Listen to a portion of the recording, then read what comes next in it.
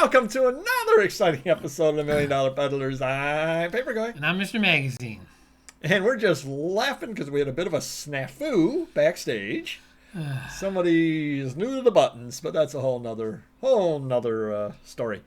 Today is BOLO Day. It is Saturday. We tell you the things that sold in the past week over on eBay, some highlights, some things you might be able to find out there, the why, the what, the where, the when, and the how. And take it away now, Mr. Magazine. All right, here we go. Toys are the name of the game right now. Getaway Transformers Generation 1 Power Masters figure. It looks rare to me. I don't think I've ever seen this before in my life, regardless, but looks to be complete, or a bunch of accessories going on there, and it went for $164. Two questions. Yep. Question number one. Mm-hmm. What size is that?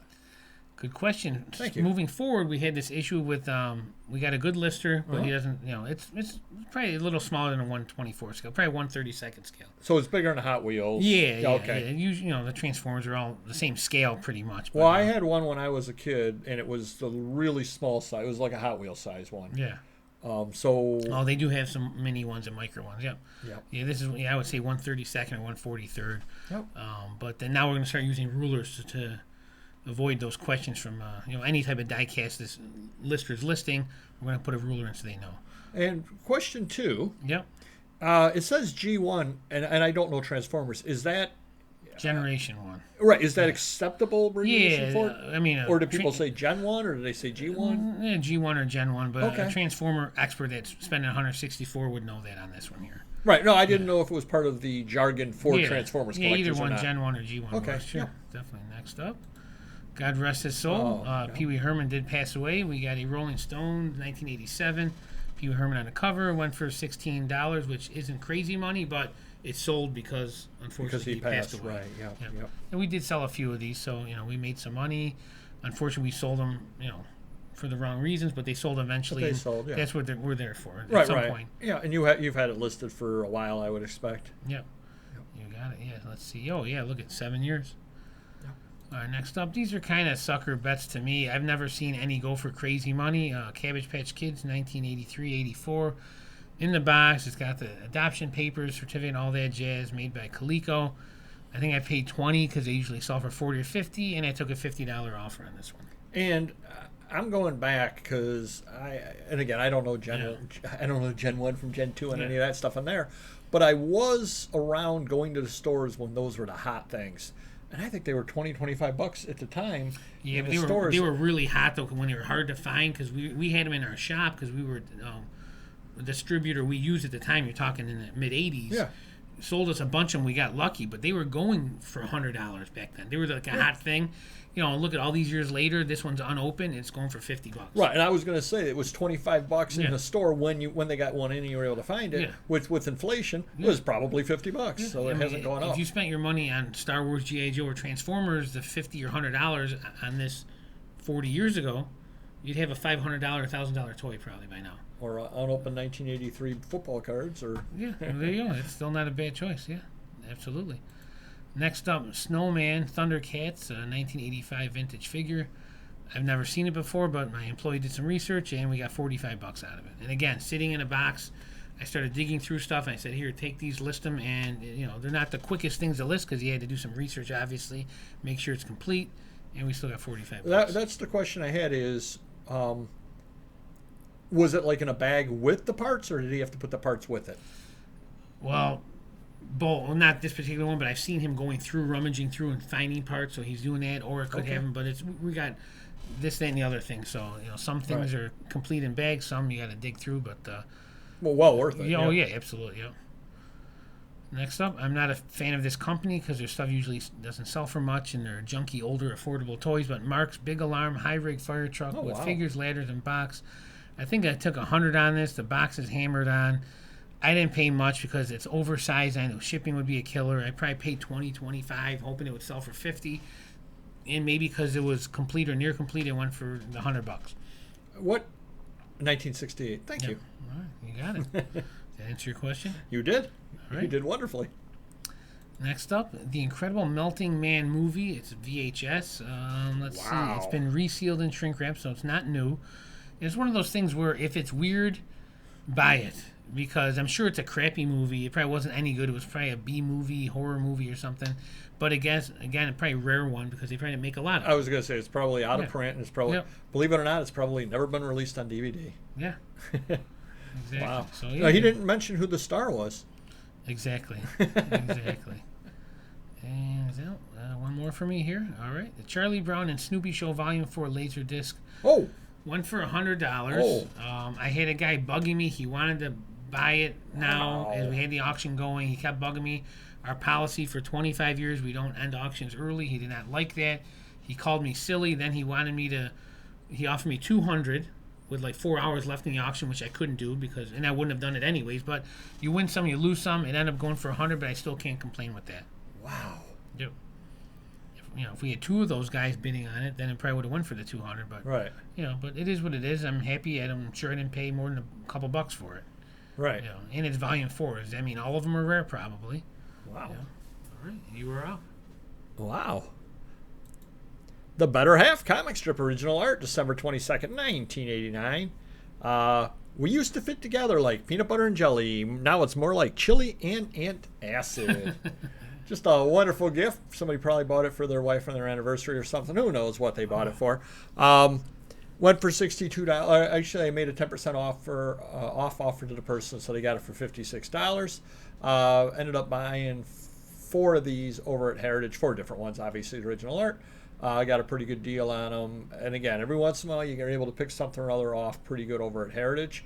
But I like this because, again, original art is not something that I was in 3 years ago at all. Yeah. And we did the video that you definitely need to watch if you haven't seen it before, where we talk about how long does it take to build a niche.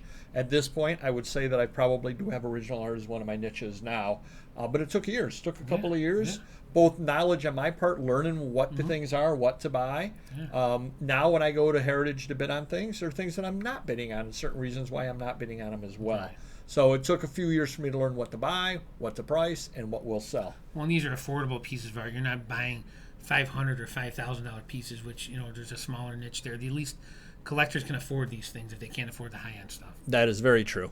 Curiosity Shop, ABC, Follow the Dots. Do you remember that TV show? I do. Well, you got me beat. I had no idea. I've never heard of it before. Yeah. Unused. I saw it out at a flea market for $1.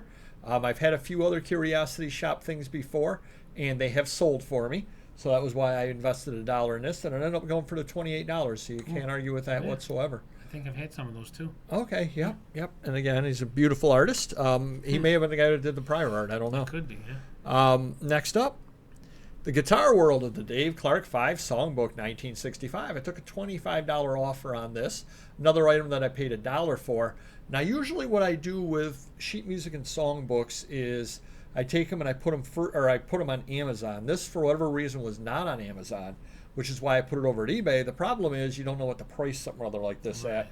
So I priced it at the $32 hoping and got a $25 offer on it. And I said, yep, let's just move that on out. Because, again, I paid $1 for it, and I bought it last year out at the flea market. So I'd rather, obviously, have a little bit of money than have this sitting in a box. But for whatever reason, it's not common. Yeah, I don't know why, but it's not common. You seem to find them. Oh, yeah. Awesome cover on this over here. Vita Political Magazine, May 1944, Art Deco cover. And, again, this ties back into where we always talk about Art Deco stuff sells. Got $42 out of this, definitely because of the cover. Or Santa Cruz, Brazil, one or the other. My expectation, though, is the cover, and I would absolutely love to have a poster of that. That's awesome looking. Very cool.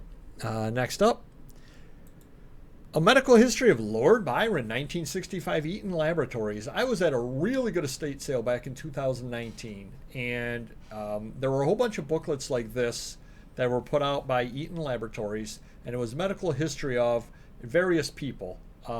And I couldn't find them anywhere. I could find absolutely no comps whatsoever on them. Probably 10 of them. So I said, I'll put them at $27 a piece, free shipping. Why not? I think I've sold 4 of them at this point. 4 different ones. Yeah. I'm basically making the market on them because there are no other ones out there. Are they selling? Yeah. Are they flying off the shelf? No, not at all. It's taken 4 years, obviously. Yeah. That being said, I think I paid 50 cents or $1 a piece on them. back in the day, and I'm very happy to be getting $27 out of them. And you know, the other ones will sell at some point. Cool. Next up, now this took a little bit longer to sell. Kay's Newport 1950s advertising mailer, woman's shoes, Rhode Island, and I have no idea at all why this took 15 years to sell. Wow, you were coding them with the year back then? Holy cow. 2008? Yeah. Wow. Yep. Good for you. Yep. But it took 15 years to sell. No idea at all why. It's a neat little advertising mailer. It's got some great pictures of shoes on there. But happy to see it go. I think that if I had listed it now, I would list it. I mean, that was back when I was charging shipping too. I would charge more than $15 on it now, and probably it would sell a lot faster. I think this is just one of those things that ends up getting buried in the algorithm because it took so long to sell that eBay isn't particularly interested in it showing it to a lot of people. Because what are the odds somebody's going to buy it if nobody's bought it in 15 years? True. Finally, the right person stumbled across it and said, "Hey, that is pretty cool." Whether they used to work for the company, whether you know, whatever the case happens to be. Never see one again. Keep walking. Probably. Finally, He-Man and Snoopy Cringer, He-Nuts. Cool. Oh, nice. Get it? He-Nuts instead of Peanuts? Yeah. It's like He-Man and I like He-Nuts? That's good. I get it. Original art, Peanuts, Master of the Universe. We mentioned this on a live show that the person had made me an offer of, I think, $50, and I turned them down. They offered me $100. I turned it down. I said $150 is the best I can do. They offered me $130. I countered at $155. Didn't hear from them. A couple of days later, they made me the $150 offer. Same person? Yep, same person. They wanted it. And I said, there we go. I can take that $150 on it. It was funny because I did end up buying this at Heritage back in 2021. And I do not remember what I paid for it. Say I paid $50 for it. Mm-hmm. Right after I bought it, somebody was offering me like $70 for it and saying, "You bought this at Heritage for $50, so you should be able to sell it to me for $70." And I'm like, I'm not making any money doing that. Well, you got to outbid you then and bought it for $70 at Heritage. That's true. You know, it's like by the time you add the shipping in and whatever, and then you take the fees out and the packing out, I'm actually losing money selling it to at $70 if I paid $50 on it. Even at $100, you're not making much. Not making much at all. No. I'm surprised you didn't banhammer that guy for wasting your time. Which one? The guy that made you made the 150 counter. I was thinking about it. I just never got around to it, which actually I guess I'm kind of glad that I didn't because he ended up buying the item. So once in a while. But that is really, really a neat little item there. You know, He-Man with the Peanuts. And when I saw that, that was the reason why I bought it, because I knew it would appeal to He-Man collectors. How big is it? It's actually not that large. It's 9 by 12. Okay, not bad. About a page, size of a page. Mixed media and Bristol board. Cool. But again, that's one thing that you always want to do when you're out there. If you can see things that multiple collectors would want. And again, this is the Peanuts and the He-Man.